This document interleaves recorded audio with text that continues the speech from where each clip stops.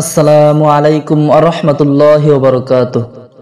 ইন্নাল হামদুলিল্লাহ ওয়াসসালাতু ওয়াসসালামু আলা রাসূলিল্লাহ, আম্মা বাদ।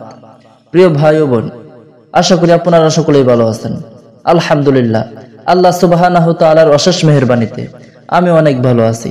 প্রিয় ভাই ও বোন, আজকের ভিডিওটা হলো সন্তান হারা বাবা মা তোমাকেই বলছি।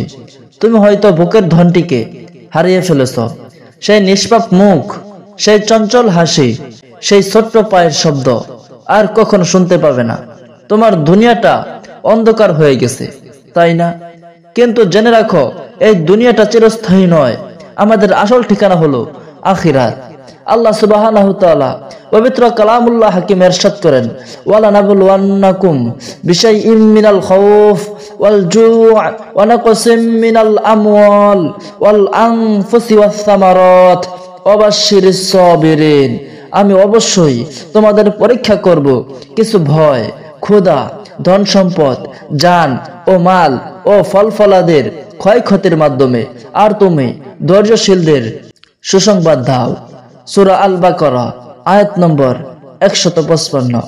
হযরত আনাস রাদিয়াল্লাহু তাআলা আনহু থেকে বর্ণিত, রাসূলুল্লাহ সাল্লাল্লাহু আলাইহি সাল্লাম তার পুত্র ইব্রাহিমের নিকটে গেলেন। যখন সে মারা যাচ্ছিল, রাসূলুল্লাহ সাল্লাল্লাহু আলাইহি ওয়াসাল্লামের দু চোখ দিয়ে অশ্রুপাত হতে লাগলো।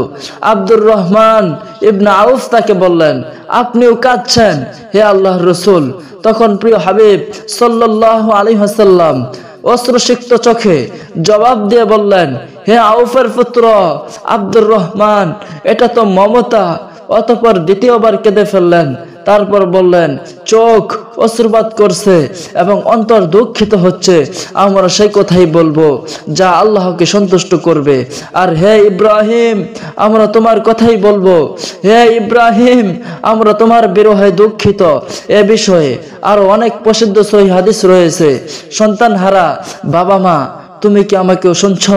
হ্যাঁ ভাই, হ্যাঁ বোন, আমি তোমাকেই বলছি। তুমি যদি ধৈর্যশীল হও, সন্তান হারানোর ব্যথা যদি রহমানের খুশিতে বিসর্জন দিতে পারো, তোমার সেই নিষ্পাপ সন্তান তোমার জন্য জান্নাতের দরজা খুলে রাখতে পারে। কিয়ামতের দিন সে আল্লাহর দরবারে বলবে, হে আল্লাহ, আমার মা বাবাকে জান্নাতে প্রবেশ করাও, আমি তাদের ছাড়া জান্নাতে যাব না। হে প্রিয় ভাই, হে প্রিয় বোন, হে সন্তান হারা বাবা মা, তুমি যদি আমাকে শুনে থাকো, তোমাদের কাছে একটাই কথা, তোমরা ধৈর্য ধারণ করো, তোমরা আল্লাহ তাআলার খুশিতে ধৈর্য ধারণ করো। হে বন্ধু, হে বোন, এই ধৈর্য ধারণের মাধ্যমেই তুমি তোমার সফলতার চাবি পেয়ে যাবে। তুমি যদি নেককার হও, আল্লাহ সুবহানাহু ওয়া তাআলা তোমাদের জন্য সুসংবাদ দান করিয়াছেন। তোমরা ধৈর্যশীল হও। আল্লাহ সুবহানাহু ওয়া তাআলা আমাদের সকলকেই ধৈর্যশীল হিসাবে কবুল করুক। আমিন ইয়া রাব্বুল আলামিন।